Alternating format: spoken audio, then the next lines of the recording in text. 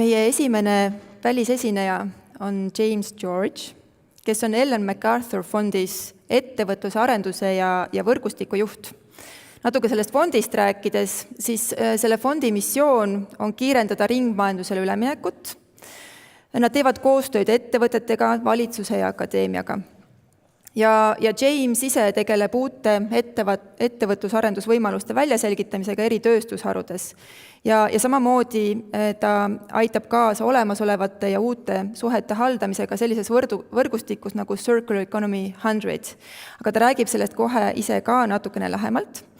Thank you so much, James, for joining us today here in Tallinn, and we are eager to hear your presentation and your ideas towards circular economy. Thank you.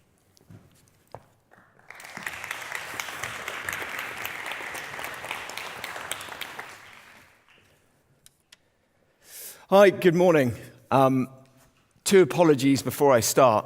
Firstly, my Estonian is atrocious, so I'll try and talk as slowly as I can, but if anyone doesn't understand over the next kind of few moments, please shout out and we'll try and find a common ground. And secondly, it appears that I've brought the weather with me over from the UK last night, so I apologize for that, and hopefully I'll take it back with me when I leave tomorrow. So, why am I here? Most of you will be very much aware of the concepts of circular economy and what circular economy means. But what does it really mean? What does it really mean for business? What does it mean for the consumer? More importantly, for producers, for manufacturers, and also, what does it mean for Estonia? Well, before we try and answer that question, let's go back a little bit to the beginning. As humans, as a species, we are exceptionally talented at finding a way and a solution for all the things we want to do. We as a species have innovation in our blood, and we're fantastic at solving problems. Testament to this is how over the last 200 years, we've got really good at making stuff. Taking things out of the ground, turning them into stuff or products that have a value. And then at the end of its life, when it no longer has any use to us, we throw it away. And we throw it away so we can get the latest upgrade, the next model, the newest version. Or a take, make, dispose economy. A linear economy. And we designed this linear economy. Over 2 or 3 industrial revolutions, we lifted billions out of poverty, added countless zeros to our bottom lines. And globalization has connected us all. And that's a truly fantastic achievement. And whilst our grandparents shopped in their villages, our parents shopped in their countries, we shop planet-wide. It's a race to find the cheapest commodity with the quickest delivery. But there's a problem. We're now starting to overshoot planetary boundaries. We've got so very efficient at making things, we've lost the ability to create products that are renewable and regenerative. Business models for a long time now, very successfully, have relied on taking things out of the ground. And we've got so good at that we've lost sight of what happens if that no longer becomes an option. Today's economy is hugely wasteful. Most of the materials that we use, we lose. The things we make are consistently underutilized, and the efforts to fix it treat the symptoms and not the cause. If you take plastics, for example, despite 30 years of efforts to tackle the problems surrounding with plastics, this high volume, hugely important but low-value product, we are only at best able to loop about 2% annually. Food. A third of all food is wasted before it gets to your plate. If you take cars, typically in Europe, the average car spends 92% of its life idle. Of the remaining 8%, about 1% of that we spend stuck in traffic or looking for a parking space. And if you consider that every journey on average has only 1.5 passengers, why then is 50% of our city's infrastructure designed around vehicles? The office where we all work, 60% of offices are not used to full utility, even during office hours. And there are many more examples of underutilization. Opportunity being left on the table. Money being left on the table. So from an economic perspective, something must change. And circular economy is that change. A way to slow the flow, a way to close the loop, and reduce the pallet. And as such, the circular economy is based on 3 very basic principles: to design out waste and pollution, to keep products and materials in use at their highest value for as long as possible, and to regenerate natural systems. But we can't build a new economy if we can't imagine it. The circular economy presents the opportunity for an inspiring vision of new possibilities and opportunities. And that's the good news. If we designed the economy that we live in now over the last 200 to 300 years, what stops us building something new? It's a new way of seeing the world and the relationships between the economy, society, and the environment. And collectively, it can give us a direction of travel that embraces the reality of system-level thinking and the complexity of the natural world. It also inspires a fundamental shift in thinking that equips people to participate in a more inclusive and prosperous future.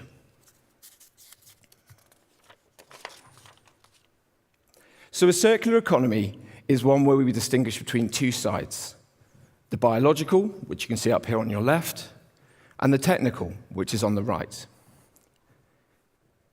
In a biological system, biological nutrients flow and cascade, and after the use, they return back to the soil. And this is very much indicative of any natural environment you find. Nutrients come out of the system, are utilized, and then are returned at the end of their life to become the next turn of the handle.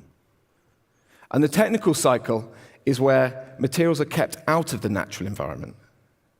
These are non-natural products, or where the quantities are of such volume that they could not be returned effectively and safely to the natural environment.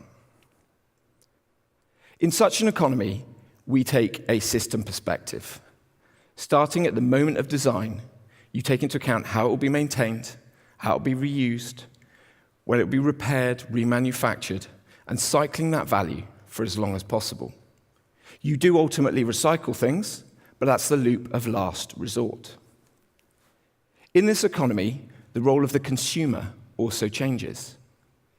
With materials flowing, you don't need to own material anymore. You just pay for the performance of that product. Products as a service. If we go back to the example of the car and a car manufacturer, why sell 20 cars to 20 people when you can sell one car that is utilized by 20 people? Revenue now shifts from one of selling a car to selling mobility as a service. And capitalizing on what we saw earlier, that 92% of a car's life is sat idle, there's a lot of room for revenue growth. Now, all of a sudden, there's an interest for the car manufacturer to design that vehicle for repair, for durability, so it can stay in service for longer. It's longer lasting, it's more energy efficient. The business is then also responsible for the value of that asset and the impact. And when the product's use is finally over and the end of the life value is recovered by that company, the materials can then be used as the next model, saving resource costs, but also reducing the need for new virgin stock. Of course, digital. Circular economy gives purpose to a digital transformation. Now, the digital revolution has already started to shift the way the economy works. Rather than following a path of standardization, the way is now clear to a vastly more personalized and networked future. It presents a golden opportunity for developing markets to avoid following a linear template.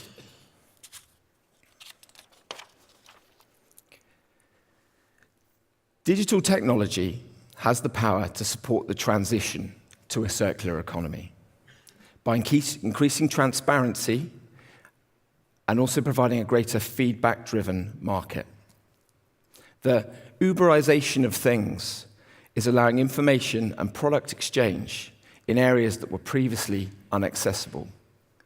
We've seen models like this with Airbnb, literally getting into people's homes and accessing markets that were previously not profitable or accessible.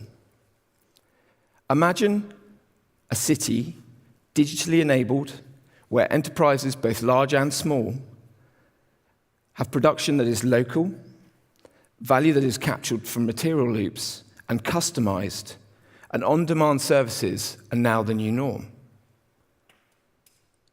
The profound improvement in the way we design and make our assets will open up new ways of participating within the new economy.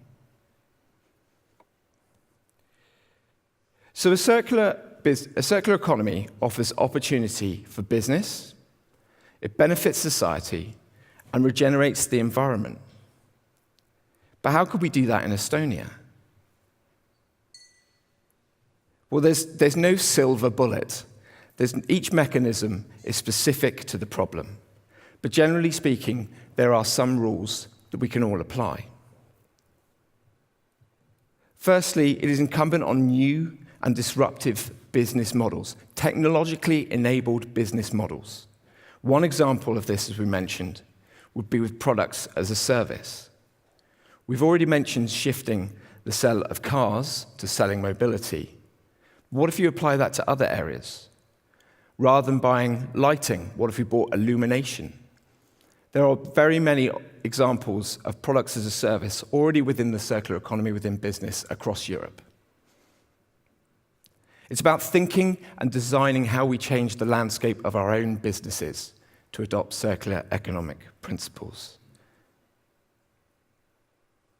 And of course, with any change and shift in business models, it requires investment.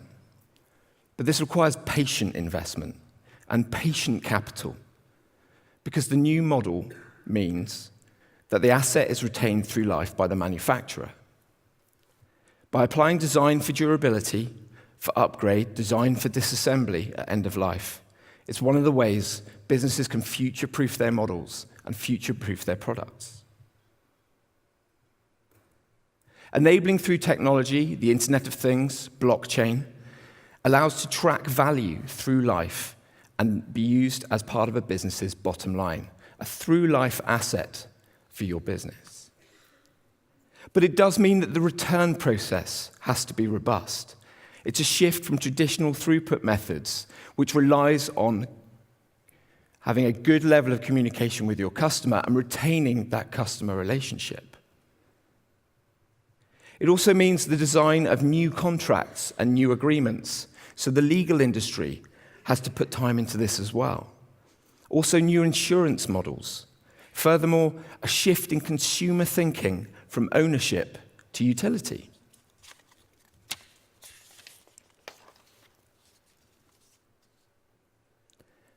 By creating a productive economy, it allows individuals the ability to access assets, the utilization of shared workspaces and offices, increasing utilization, the intrinsic value of every item in circulation has value. By retaining materials and components and parts, they can be incorporated as part of organizations and businesses, a part of their bottom line, and therefore also reducing waste in a system. Imagine a system whereby you no longer buy a table from a manufacturer. Actually, what you buy is the blueprint. And you take that blueprint to your local construction office, your local hub, and the table is constructed there out of local materials within the local economy. Other ways of looking at it are complementary currencies and complementary production and exchange models. By using cryptocurrency and blockchain technology, you can enable the removal of disintermediaries or middlemen. You can shorten the chain between the production and the user, and therefore realize the cost where it really matters. We've also seen local exchanges, examples of local exchanges and local currencies in countries like Sweden and Belgium. And that may also help release value in different ways, be that social, fiscal, or environmental. A circular economy offers the potential for better growth, and in doing so asks the important questions of not where is it growing, but what is growing. It means moving away from creating value in a depletive and extractive way, and instead growing the most restorative and regenerative parts of the economy. As our 2013 Growth Within report showed, 1.8 trillion euros are available for businesses in Europe who adopt circular economic principles. So innovative businesses that move away and decouple from resource constraints, who increase resilience and have better customer relationships. The number of companies already doing this within Europe alone rolls into the hundreds, from regenerative farmers to remanufacturers and generators of renewable energy. Growth in circular economy then also has societal benefits, like higher household income, improved health incomes, better quality products, and the potential to boost jobs and contribute to meeting global goals. And it also brings environmental benefits, such as improving air, water quality, regenerative ecosystems and soils, and contribute to meeting the international climate change targets. But the starting point is a new framework of thinking. The starting point is the transition from a linear to a circular economy. The fundamental shift from where we are today, a shift that is already starting to present itself tangibly within international business. Whether that's through B Corp movement or investors and shareholders starting to ask corporates to substantiate their credentials around circular economy and climate change impact, that journey has only just begun. So how do we do that? What does the Ellen MacArthur Foundation do to supplement the transition to circular economy? We do it in a number of ways, 5 areas, if you will. The first one is concentrating on businesses and governments. Large organizations with global reach, with large levers to pull in order to accelerate their transition and change the system around them. Businesses which are the work engine, which drive the economics, and then the governments and cities which allow policy, framework to engender circular economic principles. One of the projects we have at the Ellen MacArthur Foundation is our C100 Network, which works with business, governments, universities, and emerging innovators to help them answer their own questions around circular economy, to help them find their own journey. We conduct insight and analysis to provide scientific rigor to the information that we produce, and everything that the Foundation produces is open source. Systemic initiatives. We have 3 systemic initiatives running at the moment. The New Plastics Economy, which looks at plastic packaging throughout the course of the system. Make Fashion Circular, which is looking at the fibers and apparel sector. And Cities and the Circular Economy for Food. So where the C100 program is designed for business and organizations to look at their own transition, these look at specific materials through the system and take a systemic approach how to change that system for the better. Education, working with higher education practitioners, universities around the world to generate degree, master, and PhD level teachings around circular economy, but also within the executive space. And then finally, communication, strategic communication to pass this message as far and wide as possible.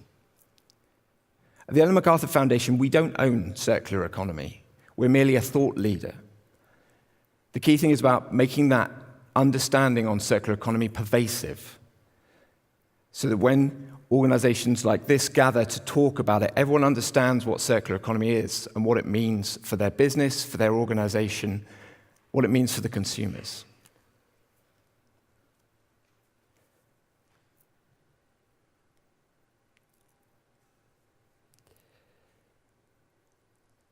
That's all I've got for you. Thank you very much. I'll take any questions if there are any.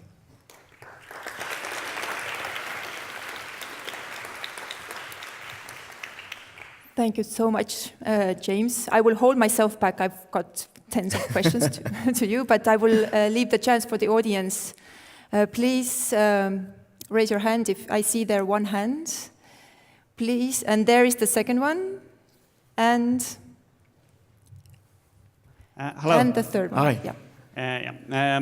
My name is Jaak Lainest. I'm here for an NGO called Eesti 200, Estonia 200. It's a little bit political NGO, but anyway. I have two questions or one comment. One is that I'm not sure if you're aware that in Estonia, 80% of waste is not industrial, not end user or transportation. 80% is actually very specific industrial waste from oil shale economy. So, and also about 80% of CO2 or carbon dioxide emission is from oil shale economy. So actually dealing with the smaller parts it's very nice and very useful, etc. But the real big thing is mining. And if you compare to UK, for example, then Estonian CO2 per capita is about 3 times higher than in UK. So you think that UK is an industrial or mining country, but actually Estonia is luckily number 2 in top of European kind of waste economies. So that's one big topic to be think of. But my question is about another kind of controversial topic of sharing economy. I think you mentioned Uber or this kind of sharing economy companies. I'm thinking of that as a counterexample because Uber is creating cheaper personal transportation where number of passengers per car is instead of 1.6, it is actually 0.6 because you have one extra driver who is just driving around. So instead of public transportation or more economical transportation, you're creating more personal transport. And I don't know, is it an example of greenwashing or maybe some thoughts about that? Wow, that's an easy one to start with. Not going to pull any punches. So to your first point, I guess the key thing for us, the Ellen MacArthur Foundation, is collaboration. We know that if you assume for a second that circular economy is the destination, and where we are at the moment is the starting point, I don't think anyone can tell you how we get there specifically. No one can tell you what the journey is going to look like. We know which way we've got to go, but we don't necessarily know all the answers. A lot of the technological enablers maybe haven't been invented yet. So in terms of how do we deal with the 80% or looking at something at 80%, the only answer I would have for that is the key thing is collaboration. It's working with industry partners, bringing them together. And that's what the C100 platform tries to do, is convene international multi-stakeholders in a pre-competitive environment, to sit them around the table and say, right, we all know this is an issue. We all know that we have to find a solution. And actually what we're going to do is find a solution. And what the foundation helps to do with that is facilitate those discussions to generate a scalable commercial outcome. But it's not easy. And as I said previously, every solution is very specific to each problem. The key thing, the starting point, is that collaboration, is coming together, identifying the problem, and finding the key stakeholders within that value chain to start thinking through the problem. But it's not easy. If it was, we wouldn't be here today. This would, it would be pervasive policy. To the second point on Uber and sharing economy, yeah, you're absolutely right. And I use the example of mobility as a service, probably because it's the one that's most readily available. But they're not all perfect solutions. Certainly on the sharing economy, you've seen in Beijing the issue with bicycles, where rather than individuals owning bicycles, what they had was products as a service, and 2 companies set up in China to effectively put publicly available bikes throughout the whole of the major cities in China. It worked initially, but what you then found was there was a lack of ownership and responsibility of those assets, and what the companies were then doing was just generating waste by way of bicycles on the streets and being thrown into canals and rivers and that sort of thing. And it broke and it crumbled. Circular economy for us is the solution today. It is an umbrella term which brings together thinking from a number of industry stalwarts through Michael Braungart and the founding fathers around circular economy. But that's not to say that in 5 or 10 years' time, the thinking may have refined and we've gone somewhere else. So I think in kind of summary to your point, I don't have a specific answer.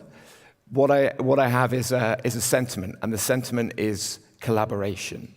Bringing the right people together in the room who have the right level of responsibility, the right level of involvement, and the right level of authority to find solutions that work economically and are scalable and are pervasive and therefore helping to solve that particular problem. But like any system, when you move one lever, another 2 or 3 move. And it's about going on that journey together. Thank you very much for the question. There was another one. If you promise me that the question is short and the answer is short, then you will have the opportunity, please. The microphone. Hi, I'll try to cut in because otherwise I don't think I'll get a chance. My name is Nele Beil. I'm the head of the Estonian Retailers Association. So my question is actually about competitiveness. We always have these discussions about how companies, local companies can innovate and can become very eco-friendly and so on, and somehow still manage to stay competitive with what I'm just going to openly call cheap Chinese products. What you talked about in your presentation was, going local and making sure that something is produced locally from local materials. This is small-scale production, and it's, in essence, very expensive. What we're seeing on the consumer side is that there's a fragmentation of the market. There's some people that are very eco-conscious that are going to be willing to pay a lot for these local, expensive, eco-friendly products. And then there's the vast majority of consumers on most markets who want things conveniently, who want them to be cheap, and who want a lot of variety. So all of these discussions about how European and local producers should just implement these more and more strict kinds of standards is just in essence making them less competitive towards a lot of the producers and a lot of the online platforms, let's say in China, but in also other places. It's just making them less competitive. So what would you say to those kinds of challenges, of let's say a local producer here in Estonia saying, look, I can follow your advice, but I'm going to go out of business because there's not enough market for my much more expensive products. Yeah, thank you. I haven't got my last slide, but it's a really common problem, and it's a really common problem because it's the difference between changing global infrastructure and actually still catering for what happens locally and regionally within an organization.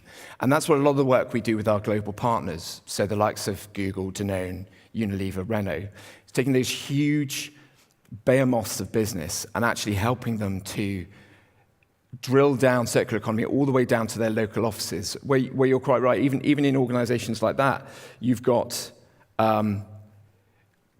demands and you've got targeting around companies' performance against sustainability targets, UN SDGs, but at the same time, they're still trying to source materials at the cheapest price. They're still trying to maintain profit margins and remain competitive. And you can run that argument irrespective of the size of the business. It has to make economic sense. It has to make financial sense. Otherwise, none of these incentives will last. There are examples that I can kind of give you, after today about how local businesses have been starting to do that. But my sentiment on things produced locally, we're starting to see elements of a shift, not away from globalization, but regional markets trying to unlock revenue within their local markets that didn't exist previously. And the key thing for that is disruptive technology. Technology that enables smaller organizations to remain connected to their consumers, but also enables them to source materials at the cheapest possible rate. Again, it's not an easy question to answer, and it's extremely complex, the problem. But certainly, I'm more than happy to sort of discuss with you afterwards of specific examples that we can provide you with it, how companies are getting around that. But it is something that we're very mindful when looking at that economic argument. Thank you very much. I saw so many hands, but as we are out of time, I would propose that please approach James during the coffee break and ask your questions there. Thank you so much for being here today. And please, let's give an applause. Thanks very much.